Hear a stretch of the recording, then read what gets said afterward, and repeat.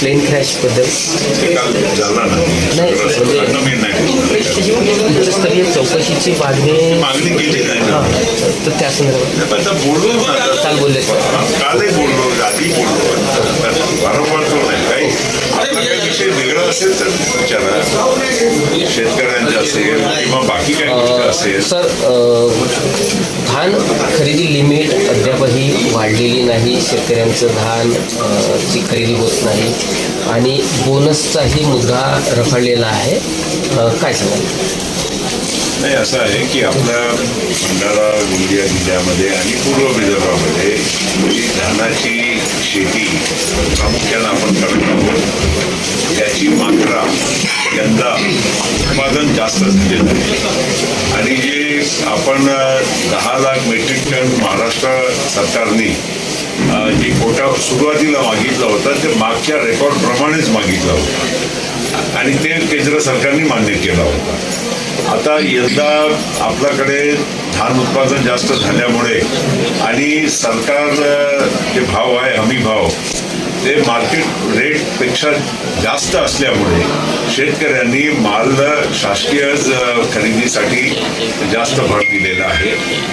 आता ते 10 lakh metric ton महाराष्ट्राला मर्यादा मिळाली, त्यामध्ये आम्ही केंद्र सरकारकडे पाठपुरावा करत आहोत.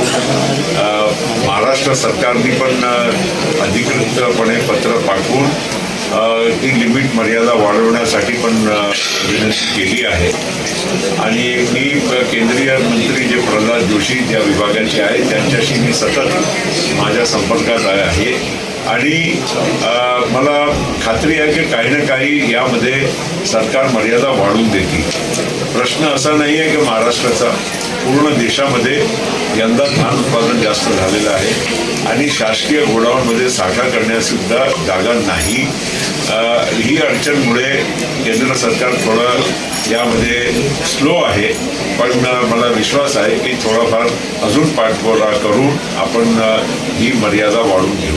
लेकिन सर, शेतकऱ्यांचे पेमेंट आहे त्याच्यासाठी सुद्धा इनफॅक्ट लोकांना माहीत नसेल, परत मी सांगतोय की अजितदादाच्या माझ्या शेवटचा जे फोन आहे काही लोकांनी त्याचा म्हणजे अपप्रचार करण्याचं काम केलं.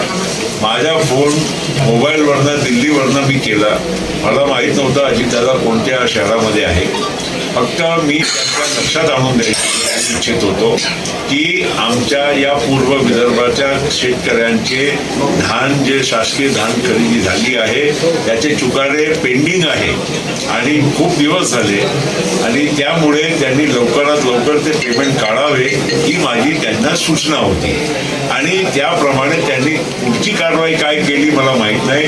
लोक म्हणतात की कुठली राईस मिलची फाईल, ही अतिशय चुकीची बाब आहे. सामान्य शेतकऱ्यांचा प्रश्न आणि ते राज्याचे उपमुख्यमंत्री सोबत ते महाराष्ट्राचे अर्थमंत्री अशा व्यक्तीला फोन करणं एक जनप्रतिनिधी म्हणून माझी जबाबदारी होती, कर्तव्य होता, ते मी करत होतो आणि कुठल्याही माझ्यामुळे ते काही उशिरा गेले काय गेले हे सगळ्या जे प्रयत्न लोक काही समजवण्याचे करत आहेत अतिशय दुर्दैवी आहे. अपघात झाला त्याच्यासाठी आम्हाला आणि महाराष्ट्राला आणि देशाला फार मोठा आघात आहे, शोक आहे, धक्का बसलेला आहे. पण या अशा सामान्य लोकांच्या कामासाठी फोन केला त्याच्यावर याच्या तुलना करून ते जोडणं आणि अशा म्हणजे चुकीचा एक अपप्रचार करणं खूपच खेददायक आहे. राज्यसभेवर शेतकऱ्यांचे जे पेमेंट आहे शेतकऱ्यांचे पेमेंटसाठी आता मी कारण आता फायनान्स मिनिस्ट्रीचा कारभार देवेंद्र फडणवीसजी मुख्यमंत्रीकडे आहे. मी त्यांनाही परवा दिवशी मुंबईला त्यांना मी आठवण करून दिली की पेमेंट लवकरात लवकर झाले पाहिजे. त्यांनी पण हो म्हटलं आहे की मी त्या बाबतीत लवकर काही ना काही कारवाई करतो. सर, लेकिन 1 साल से 300 किसान को बोनस अभी तक नहीं मिला है. जिसका कोई बाकी होगा योग्य तरीके से कोई उनका अगर कागज वागज बने होंगे तो उसके लिए हम फॉलोअप करेंगे.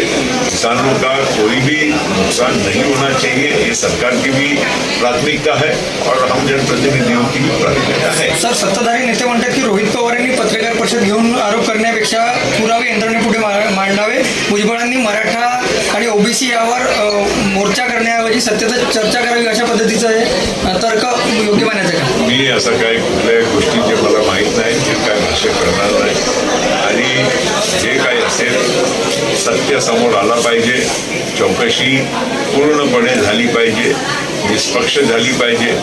आणि महाराष्ट्राला, देशाला हे अधिकार आहे जाणणं की नेमकं काय झालं.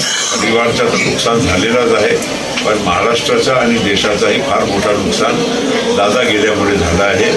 आणि त्यामुळे निष्पक्ष आणि पूर्ण सत्य हे समोर यायलाच पाहिजे या मताचे आम्ही आहोत. आणि कुठेही म्हणजे आमच्याकडून पाठपुरावा सतत सरकारकडे की एजन्सीजकडे, यंत्रणाकडे हे आम्ही करत राहणार. पण या निधनाच्या 21 दिवसानंतर आपण फडणवीसांना भेटले आणि इतक्या दिवसानंतर मागणी केली सीबीआयची. तुम्हा लोकांना माहीत नाही, उगीच लोकांना असा म्हणजे अपप्रचार करण्यात येत आहे. ज्या दिवशी अपघात झाला, केंद्रीय मंत्री स्वतः, केंद्रीय विमान वाहतुकी मंत्री बारामतीला पोहोचले. त्यांनी aircraft accident investigation bureau, AAIB स्वायत्त संस्था आहे, त्यांना ही तपासणी करण्यासाठी, इन्व्हेस्टिगेशन करण्यासाठी सूचना केली, अधिकार दिला. आणि काही दिवसानंतर महाराष्ट्राचे मुख्यमंत्र्यांनी CIDची चौकशी सुद्धा जाहीर केली.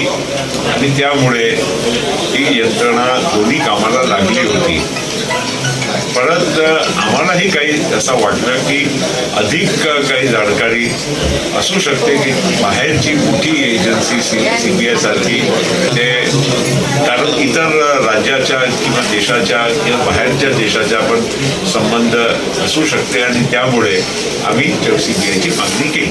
दोन्ही राष्ट्रवादी विलिनीकरणाचा जरी अंतर्गत प्रश्न असला तरी भाजप ते होऊ देणार नाही असे अंबादास दानवे म्हणतात. सर, राज्यसभेत आहेत त्यावर पवारांचं नाव पुढे येत आहे आणि सोबतच शरद पवार असे दोघेही आजोबा आणि आम्ही पहिलं आमची काम आहे, जबाबदारी आहे पक्षाची, राष्ट्रीय अध्यक्षांची निवड करण्याचं. आणि ते 26 तारखेला अधिकृतपणे आम्ही सुनेत्रा वहिनी पवार यांना राष्ट्रीय अध्यक्ष करणार. त्याच्यानंतर पुढच्या जे काही स्टेप्स आहेत राज्यसभेच्या, इतर जे काही आम्हाला अपॉइंटमेंट्स करायचे आहे की जे काही सिलेक्शन करायचे ते आम्ही त्याच्यानंतर ती प्रक्रिया करू. रोहित पवारांना सुरक्षा द्यावी अशी ट्विट केली आहे. दुसरा काय सर बनारस जिले जनता को जो प्रफुल्ल पटेल से उम्मीदें हैं, आज बनारस जिले को दो नेता का लड़ाई 20 साल पीछे कर दिया है. दूसरा बोलो तो उसको लेके दूसरा कोई विकास के लिए आप क्या बोलना चाह रहे हो? दूसरा कोई क्वेश्चन है तो पूछिए. भाई काय आहे का sir? Okay, thank you sir. Thank you.